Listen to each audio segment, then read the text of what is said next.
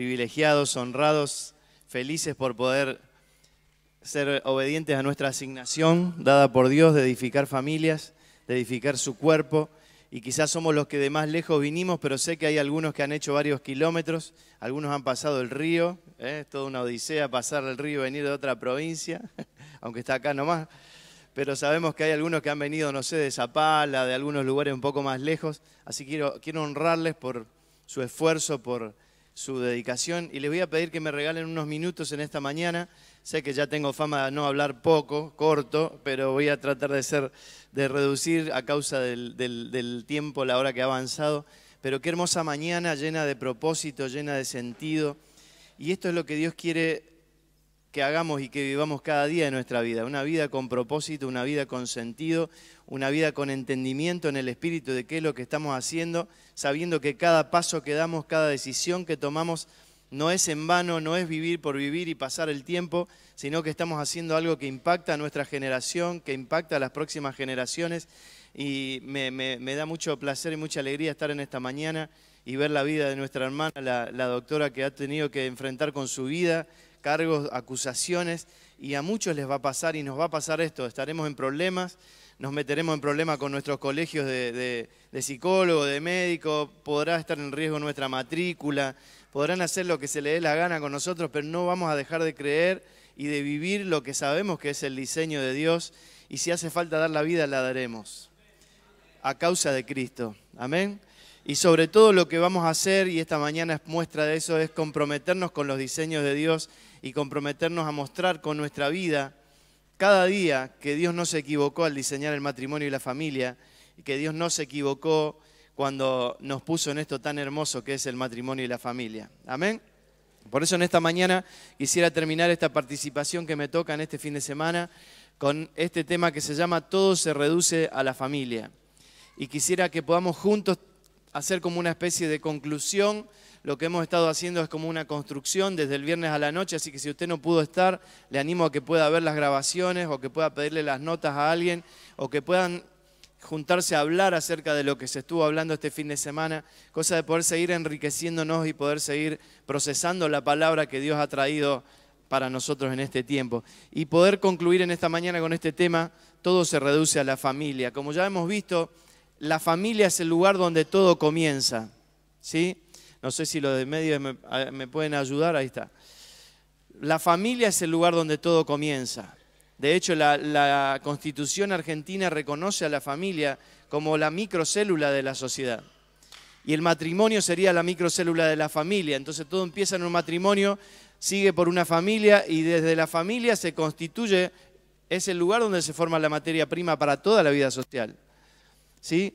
Y es necesario que entendamos esto. Ayer hablábamos de algunas cosas y entendíamos que hay principios que Dios determinó, que Dios estableció, ¿sí? Y que son así como funcionan. Volvemos un poquito para atrás porque todavía no llegué ahí. Volvamos atrás. Un poco más atrás. Más atrás, ahí. Ayer vimos algunas cosas como esta, por ejemplo, que la familia fue diseñada como expresión de realidades espirituales. Y esto es algo que está en la médula del diseño, en la médula de la familia, y no hay forma que ninguna familia, aún las no cristianas, puedan zafar de esto. ¿Sí? Las familias están expresando con su vida realidades. Y pueden ser realidades espirituales presentes, de verdad presentes, o pueden ser realidades espirituales con ausencia de Dios. Dios no importa, no existe, no me interesa, vivamos sin valores, sin Dios, sin principios, pero es una realidad espiritual. Entonces, no hay forma que uno pueda zafar del diseño, porque Dios diseñó que la familia funcione de esta manera. Y una de las cosas que Dios diseñó es que la familia sea el lugar donde todo comienza. Usted puede ver hasta los más valientes del mundo o hasta los más malos del mundo como un narcotraficante y usted va a encontrar familia. Y de hecho todos los grupos que arman, ellos los llaman familia, son familia. Y están dispuestos a dar la vida por las personas con las que están involucradas. No hay nadie en la tierra que pueda zafar del diseño de Dios, lo cual es muy bueno, pero mucho mejor es si nosotros entendemos el diseño y vivimos alineados a lo eterno, vivimos alineados a los diseños de Dios y voluntariamente, adrede, cada día decidimos ajustarnos a los diseños de Dios y experimentar la plenitud que trae ese diseño. Amén. Así que Ya leímos este texto, pero vamos a recordarlo. Génesis 1:28 dice que Dios los bendijo a los dos y les dijo: sean fructíferos, multiplíquense, llenen la tierra y gobiernen sobre la tierra. Reinen sobre los peces del mar, las aves del cielo y todos los animales que corren por el suelo. ¿Sí? Dios desde el primer momento le dio autoridad de gobierno a la familia. Y a través de sus generaciones Dios espera que las generaciones sean la expresión de su gobierno en la tierra. La familia fue diseñada como una alegoría en realidad de su familia. Y lo que Dios está construyendo en este tiempo, y lo hemos hablado un poco ayer, ahora vamos a volver a leer el texto, es que Dios está construyendo su templo espiritual en toda la tierra usando piedras vivas. Y esas piedras vivas salen de una casa. Son personas que nacen en el seno de un hogar y salen de una familia y son las personas que Dios quiere usar como piedras vivas para la construcción de su templo espiritual. Amén. Así que, como decíamos recién, la familia fue diseñada como expresión de realidades espirituales. Malaquías capítulo 2 versículo 15 confirma esto, lo hemos leído, se lo repaso hoy de nuevo. ¿Acaso no hizo el Señor un solo ser que es cuerpo y espíritu? ¿Y por qué uno solo? Porque busca descendencia dada para Dios. Dios estaba buscando, creando el primer matrimonio, estaba buscando una descendencia para Él. Y nunca tenemos que olvidar eso, y hoy el pastor Sergio leía el Salmo 127, herencia de Jehová son los hijos, son una herencia de Dios. Mi descendencia no es mi descendencia, es una descendencia para Dios. Y cuando empezamos a tomar conciencia de esto y a tomar dimensión de esto, lo que hacemos es tomar más en serio lo que estamos haciendo. ¿Sí? Porque tiene gran implicancia en toda la vida social y porque tiene una gran responsabilidad dada por Dios directamente, que nosotros tenemos que estar a la altura de llevar adelante. Salmo 127 dice: los hijos son un regalo del Señor, una recompensa de su parte. Los hijos que le nacen a un hombre joven son como flechas en manos de un guerrero. Y ya hemos hablado de esto, no vamos a repetirlo hoy, pero le animo a que usted deje de sobreproteger tanto a sus hijos, deje de consentirlos tanto y que usted entienda que sus hijos son un arma de guerra que Dios puso en su mano y que usted tiene que preparar y entrenar para que cuando los lance hagan estragos y que revolucionen el mundo con Cristo, porque es lo que el mundo necesita. Desde el origen, la familia es responsable por sus generaciones y el gobierno sobre la tierra. ¿Sí? Creo que ya nos quedó claro esto. La familia es el lugar donde se forma la materia prima, con la cual se construye toda la vida social. Las congregaciones, la iglesia de Cristo en la tierra está compuesta por personas que no salieron de un repollo, no son una isla colgada por ahí, NN, que no tienen ningún familiar. La mayoría de las personas venimos de algún origen. Quizá alguno puede estar peleado con su origen, puede estar peleado con sus padres, puede tener problemas con sus antepasados, pero no venimos de cualquier lado, tenemos una historia. Y Dios quiere usar personas que vienen de una familia, y de hecho lo va a hacer y lo hace permanentemente. Amén. Primera Pedro dice, capítulo 2, versículo 5, y ustedes son las piedras vivas con las cuales Dios edifica su santo templo espiritual. Y yo quiero que usted recuerde esto a partir de esta mañana. Dios está construyendo algo con piedras vivas. ¿Cuántos de ustedes construyó alguna vez una casa o algo? O estamos construyendo ahora acá algunas aulas. Usted sabe cómo funciona la construcción, ¿no? Viene una máquina, te trae todos los materiales, te lo pone ahí y hay personas que empiezan a poner. Pero es muy fácil poner un ladrillo que vos lo dejás ahí y no se va a ningún lado. En algún sentido es fácil, por lo menos para el que sabe cómo hacerlo. Pero quiero ver que vos pongas ladrillos que tienen pies y manos y que deciden irse. Por eso no critique a sus líderes, no critique a los pastores, no empiece a juzgar todo lo que hace falta, porque es muy fácil construir algo con ladrillos muertos, pero lo que Dios está construyendo es con personas, con ladrillos que son piedras vivas, que están vivas, se están moviendo. Y muchas veces, como la familia no se hizo cargo de su responsabilidad por diseño original de formar a sus hijos, los hijos caen a la congregación, caen a ser parte de la iglesia, del cuerpo de Cristo, y hay que empezar a trabajar con ellos para que puedan ser usados como piedras vivas y no tengan voluntad propia de irse para cualquier lado, no en el sentido que seamos robots, usted me entiende, creo que estamos con madurez para entender lo que estoy diciendo, no es que acá le vamos a lavar el cerebro y hoy todos van a hacer lo que se le dice, pero en realidad lo que sí necesitamos hacer es aprender a ser fieles y obedientes a la voluntad de Dios, no es mi voluntad, es su voluntad. Y yo tengo que estar dispuesto a quemar mi vida, como pasa con nuestra hermana que tuvo que enfrentar esta denuncia, y tengo que estar dispuesto a poner mi vida en riesgo si es necesario por causa de Cristo. Ayer le mencioné la carta a los Filipenses en el capítulo 1. El apóstol Pablo le escribe a los Filipenses y le dice, ustedes no se preocupen, yo estoy preso por causa de Cristo. Y esto sirve para el avance del Evangelio. De hecho, es tan evidente que todos acá en el palacio, los guardias, todos están viendo que yo estoy preso por causa de Cristo. O sea, tener algunas cosas resueltas y ya no, que no sean un problema porque estamos teniendo el entendimiento de lo que estamos haciendo. ¿Amén? Miren lo que dice 1 Pedro, yo se lo mencioné ayer a la mañana. Las piedras que se usaron en la construcción del templo se labraban en las canteras, de modo que no hubo ruido de martillo, ni de hacha, ni de ninguna otra herramienta de hierro en el lugar de la obra. Era fácil para Salomón tener una cantera, un lugar donde se preparaba todo y se traían carruajes y se construía el templo. Pero hoy Dios está construyendo un templo espiritual y hay piedras vivas que está usando. ¿Y cuál sería la cantera donde se forman esas piedras vivas? Desde el diseño de Dios, como lo hemos entendido desde ayer, la cantera donde se forman las piedras vivas es la familia. Es la familia el lugar donde debiera haber ruido, donde es relativamente normal que haya cierto cortocircuito. Porque en realidad Dios no nos llamó a ser una familia perfecta. Dios sí nos llamó a ser auténticos, a tener una fe no fingida.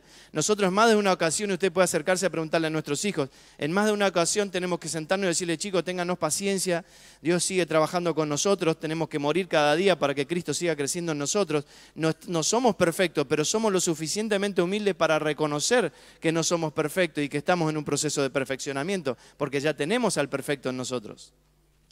Pero necesitamos tener la suficiente humildad para, junto como matrimonio, de reconocer delante de nuestros hijos que puede haber cortocircuito, porque es ahí donde se están formando las piedras vivas. Es nuestra responsabilidad formar a las piedras vivas, nuestros hijos, para que ellos cuando vengan a la congregación, la iglesia lo único que tenga que hacer es perfeccionar, pulir, pasarle una lijita y usarlos para la construcción del templo espiritual. Porque si la iglesia tiene que perder tiempo en formar lo que ya tiene que venir formado, nos perdimos una generación. Por eso pasó tanto tiempo y la sociedad está como está, porque nosotros como congregación, en vez de estar edificando el templo de Dios en toda la tierra, lo que estamos haciendo es metido adentro de 4 paredes, haciendo sanidad interior, pasando, ayudando y resolviendo, y no está mal y no lo vamos a dejar de hacer. Lo hacemos, amamos a la gente, le dedicamos tiempo, pero miren si nosotros como familia recuperamos la responsabilidad del diseño original y nos dedicamos a formar a nuestros hijos como Dios diseñó que lo formáramos, ¿cuánto tiempo ganaríamos? Entonces, esa es la responsabilidad que tenemos en este tiempo. Entender que la familia es la responsable por formar las piedras vivas, que la iglesia solo debería perfeccionarlos. La familia es la responsable por diseño de formar a las generaciones. No es el Estado y no es la iglesia. Si yo llevo a mis hijos a la escuela y pretendo que el docente le enseñe lo que yo le tengo que enseñar en mi casa, estoy equivocado. En la escuela le van a enseñar 2 más 2, 4, geografía, dónde estamos en el continente americano, dónde queda Europa, pero es en mi casa donde yo le enseño a decir buenos días, gracias, por favor, pedir, ayudar, colaborar, funcionar como un cuerpo, servirnos el uno al otro, considerar al otro como igual o mayor a mí, ver cómo puedo hacer para servirle, para que esté mejor. El cuerpo empieza en la casa. Si yo empiezo a aprender a funcionar como un cuerpo dentro de mi casa, me es muy fácil cuando llego a una congregación funcionar como cuerpo y considerar a mi hermano como parte de mí y como necesitado de que yo le ayude a crecer. Pero eso empieza en la familia, no en el Estado. Algo comenté ayer a la mañana y se lo comento así rapidito nada más, para que usted lo investigue. En el siglo III, el bendito Constantino, como no sabía cómo sacarse de encima de estos trastornadores cristianos que estaban revolucionando la ciudad, se le ocurrió algo genial. Decretó que todo Roma se iba a hacer cristiano y que a partir de ahora el cristianismo era la religión oficial, lo cual algunos lo venden como un gran avivamiento y como algo bueno, y en realidad fue una trampa, porque lo que Constantino hizo fue justamente esto, sacarle a la familia la responsabilidad del diseño original y delegársela a los clérigos y al Estado, y unió iglesia a Estado y armó tremendas basílicas que algunas están hasta hoy, pueblitos que no hay nada y tenés una tremenda mole con un pico alto y una cruz, haciendo vana la obra de la cruz, poniéndola solo como un símbolo y un lugar dentro de 4 paredes a donde mandaban a la gente para que no trastornen las ciudades, los encerraron entre 4 paredes. Y usted todavía tiene gente que hoy, 17 siglos después, dice, me voy a la iglesia a encontrarme con Dios. Aún evangélicos cristianos, no católicos. Porque todavía tenemos el concepto de que lo que Dios hace se reduce a 2 horas de reunión dentro de 4 paredes. Y en realidad Dios nos trajo una vida y una vida en abundancia. Y la vida es 24 horas. Acá nos congregamos los santos, somos hermanos y está buenísimo y disfrutamos y somos felices de poder congregarnos, sobre todo con libertad que tenemos en este país. Pero la idea de Dios siempre fue una vida y siempre fue que empiece en la familia y que se viva esa vida como una fe no fingida las 24 horas de todos los días. Nadie es tan fuerte, y quiero mostrarle en esta mañana 2 ejemplos, 2 historias que están en las Escrituras, para que usted se dé cuenta que todo siempre se reduce a la familia y que nadie es tan fuerte como para soportar pérdidas familiares. Mire, vamos a ver un ratito, le leo rápido y tengo el texto acá para que usted no lo tenga que buscar y perder tiempo, pero después estudie esta historia en su casa porque es una historia muy, muy particular. David y sus valientes vuelven de una batalla, de un lugar donde han estado trabajando, y se ven afectados por el secuestro de sus familiares por los amalecitas en su ausencia. Esta historia está en el primer libro de Samuel, en el capítulo 30. Dice, 3 días después, cuando David y sus hombres llegaron a su casa en Siclag, encontraron que los amalecitas habían asaltado el Negev y Siclag, habían destruido Siclag y la habían quemado hasta reducir las cenizas. Se habían llevado a las mujeres y a los niños y a todos los demás, pero sin matar a nadie. Cuando David y sus hombres vieron las ruinas y se dieron cuenta de lo que les había sucedido a sus familias, lloraron a más no poder. ¿Cuántos de ustedes alguna vez lloró a más no poder? Que ya no le queda más que llorar y ya, ¿viste? Ya no te sale más nada. Bueno, pero usted póngase un poquito en el contexto, porque uno lee rápido la historia y pasa la hoja y parece, bueno, sí, llegaron. Ellos venían de la guerra, venían de estar peleando, venían de un viaje largo, y estamos hablando de tipos que eran valientes, tipo peludo, grandote, fisicudo, con unas espadas tremendas, con un olor a chivo bárbaro, esos tipos guerreros que vos los veis y salís corriendo. Y estos tipos tan machotes, tan malos, tan grandotes, tan valientes, que uno de ellos, por ejemplo, cuenta en las Escrituras que solito mató a 300. Otro par de locos de estos valientes de David. A David un día estaba acorralado por Saúl, un ejército gigantesco ahí en el valle durmiendo, y a David se le ocurre que quiere tomar agua del pozo que está ahí en el medio del ejército. Y estos locos se meten entre el ejército durmiendo, agarran un balde de agua y se lo traen a David a la cueva. O sea, eran realmente, no estamos hablando de cualquier tipo, eran unos tremendos valientes, pero cuando llegan a su casa y encuentran que todo estaba reducido a ceniza y que su familia había sido secuestrada, estos tipos se desarman y son uno más como nosotros, que terminan llorando a más no poder. Mire cómo sigue la historia. Las 2 esposas de David, Ahinoam de Jezreel y Abigail, la viuda de Nabal de Carmelo, estaban entre las que fueron capturadas. David ahora se encontraba en gran peligro porque todos sus hombres estaban muy resentidos por haber perdido a sus hijos e hijas y comenzaron a hablar acerca de apedrearlo. Imagínense, encima sobre que tenemos problemas se me complica con lo mío propio. Y él sabía quién eran estos tipos. Si estos tipos están enojados, imagínate. Pero David encontró fuerzas, ¿en quién? A mí me apasiona la vida de David. Era un loco de la guerra, muchos errores, pero si hay algo que tenía es que era un apasionado por Dios. Y sigue la historia y dice, entonces le dijo a Abiatar el sacerdote, miren, David ya está jugado, perdí mi familia, estos locos me quieren matar, ya estoy al horno y hago lo que venga. Y se mete en el lugar del sacerdote, porque David no era sacerdote.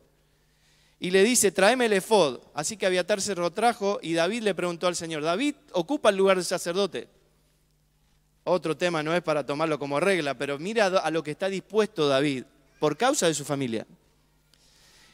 Y David le pregunta al Señor, ¿debo perseguir a esta banda de saqueadores? ¿Los atraparé? Y el Señor le dijo, sí, persíguelos, recuperarás todo lo que te han quitado. Qué bueno para aprender ante una situación crítica, difícil. ¿Qué hago? ¿Me desespero? ¿Pierdo el control? ¿Pierdo las riendas de mis emociones, de todo? ¿Pienso cualquier barbaridad? ¿O me tiro al piso, me rindo y digo, Señor, ¿qué hago? ¿Cuál es el paso que tengo que tomar? Por causa de mi familia. De modo que David y sus 600 hombres salieron y llegaron al arroyo de Besor. Pero 200 de ellos estaban demasiado cansados para cruzar el arroyo, por lo cual David continuó la persecución con 400 hombres. Imagínense, venían de la guerra, estaban hechos bolsa de caminar no sé cuántos días, tienen que salir a perseguir a estos saqueadores y en el camino de persecución 200 se quedan en el camino. David iba de gloria en gloria, ¿no? pero para atrás, o sea, de mal en peor. Y David sigue porque había tomado la palabra que Dios le dio. ¿Veo las circunstancias desde el punto de vista natural o veo desde la perspectiva de Dios? Y David lo ve desde la perspectiva de Dios y sigue. En el camino encontraron a un egipcio en un campo y lo llevaron a David. Le dieron pan para comer y agua para beber. También le dieron parte de un pastel de higos y 2 racimos de pasas porque no había comido ni bebido nada durante 3 días y 3 noches. Al poco tiempo recobró sus fuerzas. Entonces David le pregunta, ¿a quién perteneces y de dónde vienes? Soy egipcio, esclavo de una malecita, respondió. Mi amo me abandonó hace 3 días porque yo estaba enfermo. Regresábamos de asaltar a los cereteos en el Negev, el territorio de Judá y la tierra de Caleb, y acabábamos de incendiar Siclag. Ahí está, David encuentra uno que lo puede ayudar, ¿no? ¿Me guiarás a esa banda de saqueadores?, preguntó David, y el joven le contestó, si haces un juramento en el nombre de Dios que no me matarás ni me devolverás a mi amo, entonces te guiaré a ellos. Tipo rápido, vivo, negocia, salva su vida. Pero mire cómo Dios empieza a responder a la actitud correcta de David, de hacerse cargo de ir tras su familia, de priorizar a su familia, pero siempre desde la perspectiva de Dios de las cosas y dependiendo de Dios. Así que guió a David hasta los amalecitas y los encontraron dispersos por los campos, comiendo, bebiendo, bailando con alegría, porque el enorme botín que habían tomado de los filisteos y de la tierra de Judá. Acuérdense que le acaban de decir que hace 3 días lo habían dejado, o sea, ellos venían de la guerra, salen a perseguirlos, no sabemos bien cuántos días, pero varios días de nuevo, 200 se quedan en el camino, y ellos llegan a esta situación en la que se encuentran con los saqueadores de su familia. Entonces David y sus hombres se lanzaron contra ellos, y escuche bien, y los mataron durante toda la noche, y durante todo el día siguiente hasta la tarde. Después de tremenda caminata, o sea, cuando se trata de tu familia no te importa nada. Y vas a hacer lo que sea necesario y te van a venir fuerzas de no sé dónde. Pero eran 400 hombres peleando contra un montón, no sabemos cuánto. Pero mire lo que dice, ninguno de los amalecitas escapó, excepto 400 jóvenes que huyeron en camellos. 400 estaban matando a no sabemos cuánto y 400 escaparon. Pero los mataron durante toda la noche y durante todo un día entero. Imagínense la cantidad de gente que era. Póngase en una película que haya visto y se va a tener una idea aproximada de lo que estamos hablando. Entonces, dice el versículo 18, así que David recuperó todo lo que los amalecitas le habían tomado y rescató a sus 2 esposas. No faltaba nada, fuera grande o pequeño, hijo o hija, ni ninguna otra cosa que se habían llevado. Y David regresó con todo y también recuperó los rebaños y las manadas y sus hombres los arrearon delante de los demás animales. Este botín le pertenece a David, dijeron, y se pusieron obviamente todos contentos porque habían recuperado a su familia. Pero miren, ¿cuál es el punto de esto? Yo quiero que usted entienda que por más millonario que yo pueda ser, por más malo que pueda ser, o más bueno que pueda ser, o más... cualquiera sea mi situación, ninguno se banca la pérdida de su familia. Algunos hacen como que, y como ya dijimos ayer, están dispuestos a irse con un bolsito. Pero en realidad no hay nadie, y yo se lo puedo decir, he atendido a cientos de personas y matrimonios en mi consultorio. No hay nadie que la saque gratis, que no le duela, que no sufra por haber perdido a su familia. Podés hacer millones, ser un gran empresario, pero si en el camino perdiste tu familia no tiene ningún sentido. Nada debe costar el precio de perder nuestras familias. Nadie es tan valiente como para soportar la pérdida de la familia. Y esto tenemos que grabárnoslo, ningún éxito en la vida puede compensar jamás el fracaso familiar. Porque por diseño de Dios todo empieza en la familia. Y el orden es al revés. Si vamos al origen, ya lo vimos ayer, Dios preparó todo y tenía todo resuelto y en ese ámbito resuelto puso a la familia. Nosotros funcionamos al revés, queremos preparar todo, armar todo, correr nosotros atrás de la añadidura y no evaluando el precio. Muchas veces, por querer darle todo a nuestros hijos, perdemos a nuestros hijos. Porque pasan los años y los hijos pueden llegar a quemar la herencia que le dejaste, gastarla o regalarla y no le importa nada porque en realidad lo que querían era la presencia del papá. Porque así funciona por diseño. Alineados a lo eterno podemos sobreponernos a las circunstancias y formar a nuestros hijos como colaboradores de Dios en su reino. Amén. Dios no nos llama a llevarnos bien, sino a ser obedientes como familia a su voluntad. Y esto no es una excusa para que a partir de ahora, bueno, nos llevamos mal, no importa. Vamos a hacer todo nuestro esfuerzo y todo nuestro trabajo por mejorar cada día, por comunicarnos, por sentarnos, hablar con nuestros hijos y hasta poder animarnos a decirle a nuestros hijos, chicos, ¿qué piensan de nosotros? ¿Cómo nos ven a mamá y a mí? ¿Usted se anima a hacer eso en una mesa? Pregúntele a sus hijos qué piensan de usted, porque sus hijos saben muy bien lo que usted piensa de ellos, porque se lo dice todo el tiempo. Pero lo triste, y sobre todo cuando llegamos a la adolescencia, que muchas veces nosotros no sabemos lo que piensan nuestros hijos, porque ellos hablan con otros, porque no pueden hablar con nosotros. O sea, cuando uno está abierto y está dispuesto a preguntarles y hablar con ellos, ellos van a hablar con uno. Porque por diseño Dios diseñó que funcionemos así, como un todo, como un cuerpo, como un reino, como una familia. ¿Amén? Miren, vamos a ver ahora otro caso, la familia de Timoteo, y con esto ya vamos a ir terminando. La familia de Timoteo es un ejemplo de cómo formar a los hijos como colaboradores en el reino, a pesar de las circunstancias familiares. Porque en esta historia teníamos a David en una circunstancia difícil donde él tuvo que ir a hacer algo por su familia. ¿Sí? Pero en esta historia que vemos acá, vemos una familia que es desordenada, pero aún así, en medio de una circunstancia difícil, Dios va a sacar de esa familia un colaborador para su reino. Dice el libro de los Hechos en el capítulo 16, Pablo fue primero a Derbe y luego a Listra, donde había un discípulo joven llamado Timoteo. Su madre era creyente judía, pero su padre era griego. Y es interesante que Lucas se tome el tiempo y el detalle de dejar esto asentado. No es casual. Él aclara, el papá de Timoteo era griego, ¿sí? Los creyentes de Listra e Iconio tenían buen concepto de Timoteo, de modo que Pablo quiso que él los acompañara en el viaje por respeto a los judíos de la región. Dispuso que Timoteo se circuncidara antes de salir, ya que todos sabían que su padre era griego. Otra vez lo dice.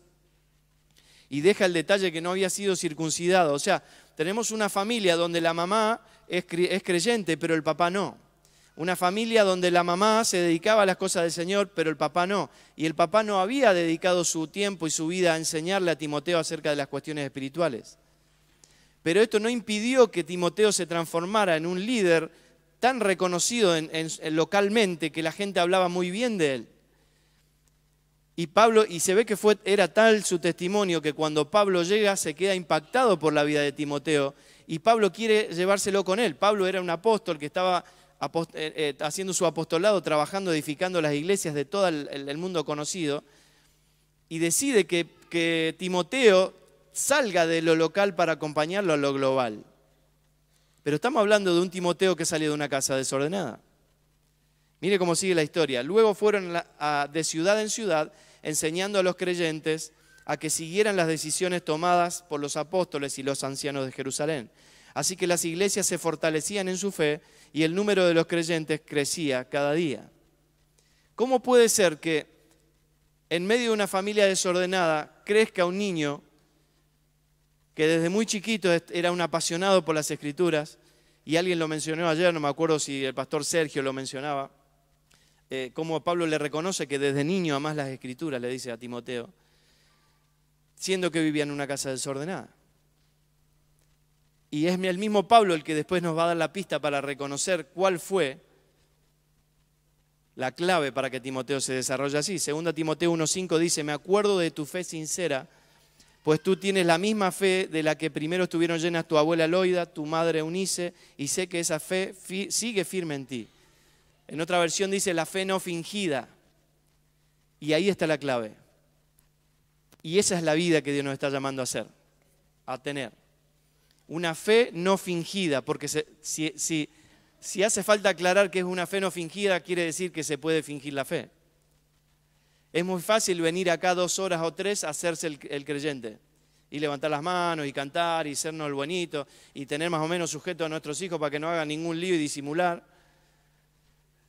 Pero en la casa se ve realmente si tu fe es fe o es fingida.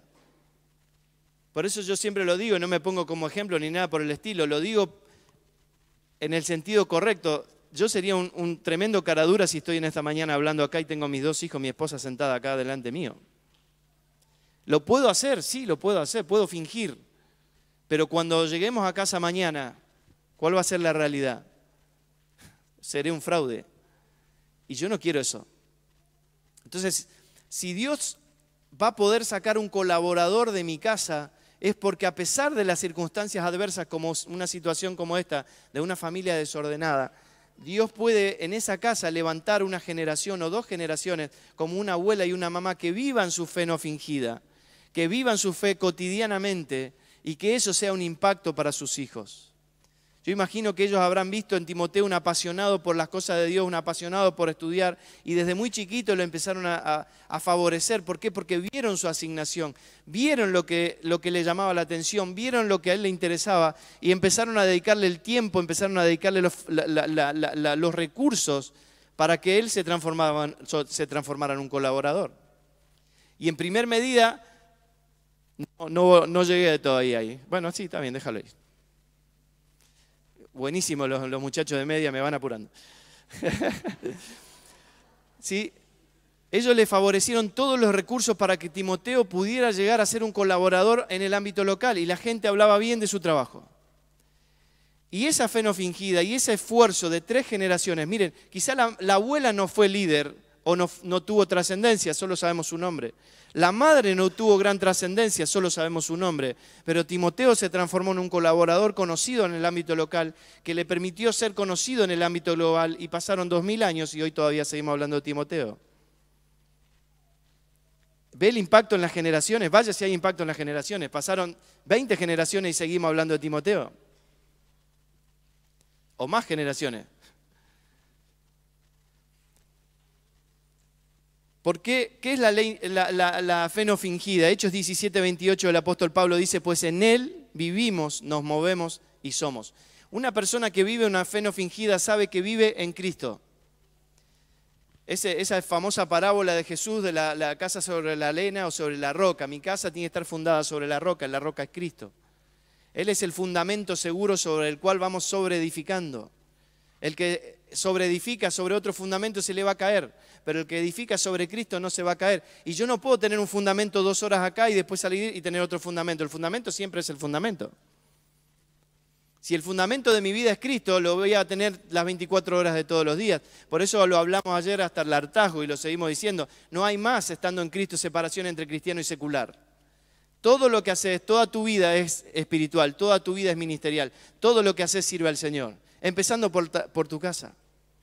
La manera en que te moves, la manera en que tomas decisiones, la manera en que manejas tu auto, la manera en que pagas los impuestos, la manera en que tratás a tu esposa, la manera en que tratás a tus hijos.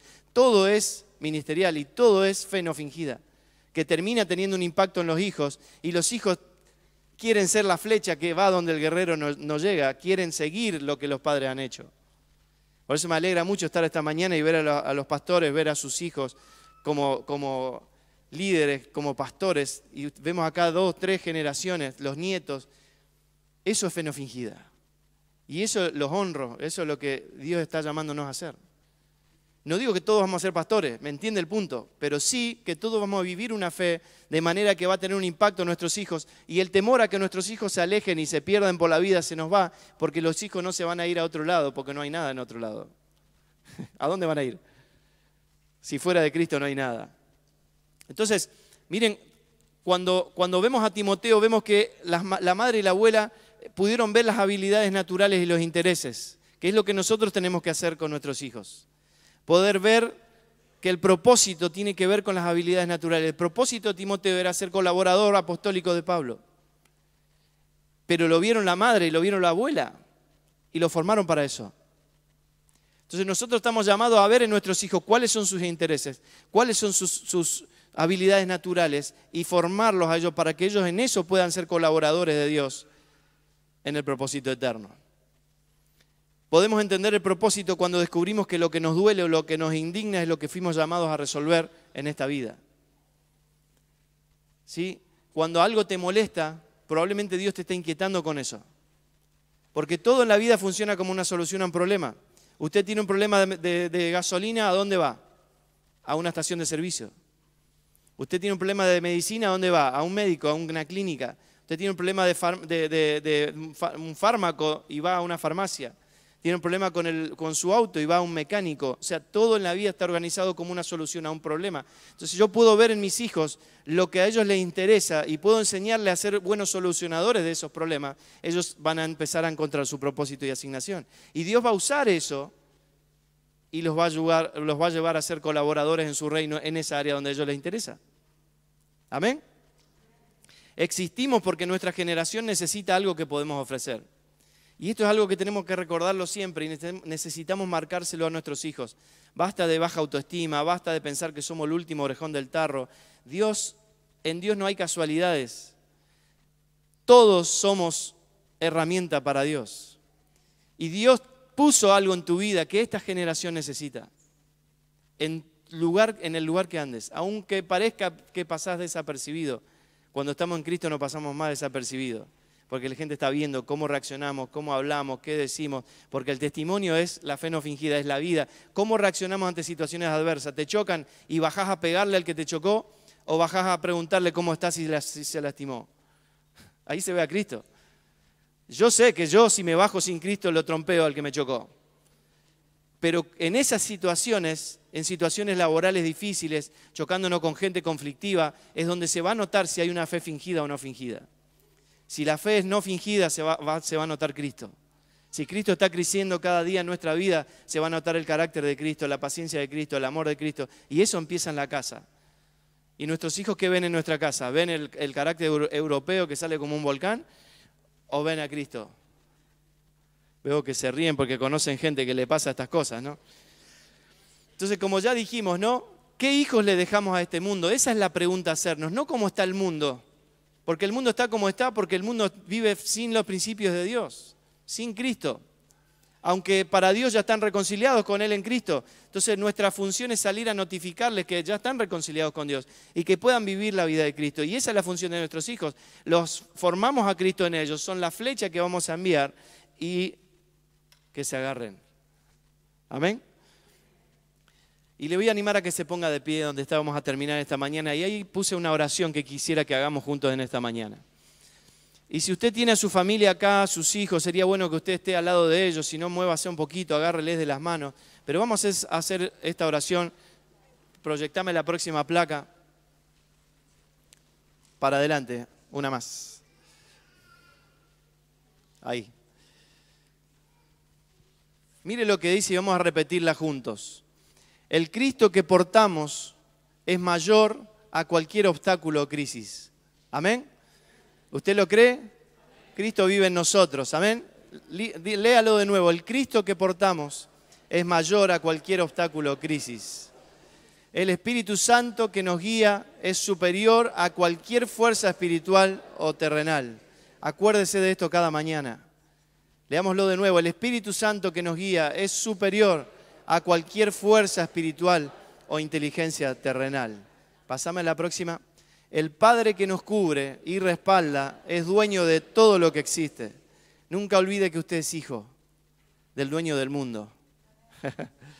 Léalo de nuevo. El Padre que nos cubre y respalda es dueño de todo lo que existe. Y el propósito por el cual nacimos activa todos los recursos para reunir todo en Cristo. Amén. ¿Lo cree? Abrace ahí a su familia y ore junto con su familia en esta mañana y así terminamos.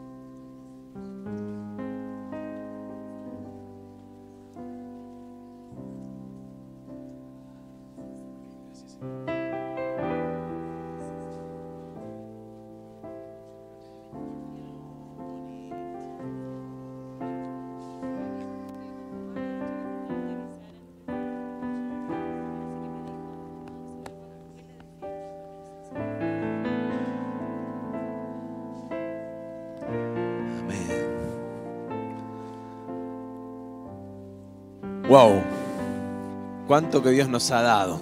Amén.